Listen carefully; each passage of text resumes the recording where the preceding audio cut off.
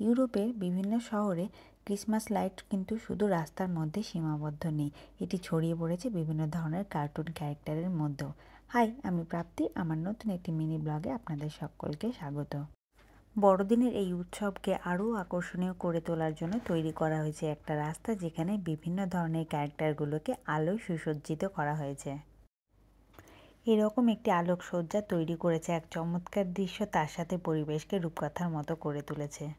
রয়েছে বিভিন্ন ধরনের প্রাণী, যেমন হরিণ, খরগোশ, এবং তার সাথে কিন্তু এখানে ফুটিয়ে তোলা হয়েছে পদ্মকে।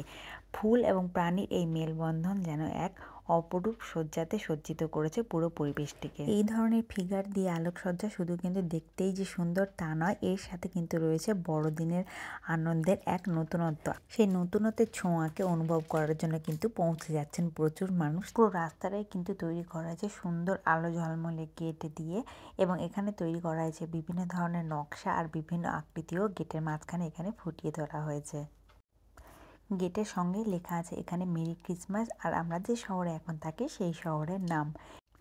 সব মিলিয়ে কিন্তু মনে হচ্ছে যেন এক স্বপ্নের দেশে এখন আচরণ করছি, আর সেই স্বপ্নের দেশের প্রিয় কার্টুন ক্যারেক্টারগুলোকে নিজে হাতে যেন ছুঁয়ে নিতে পারছি।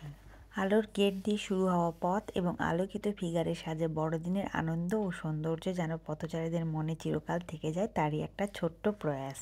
আলো দিয়ে তৈরি করা হয়েছে এখানে একটা ছোট্ট ঘর, আর সেই ছোট্ট ঘরের মধ্যে রয়েছে কিন্তু একটা ছোট্ট দরজা, যেটি দিয়ে আপনি প্রবেশ করলে পৌঁছে যাবেন অন্য এক মায়াবী জগতে।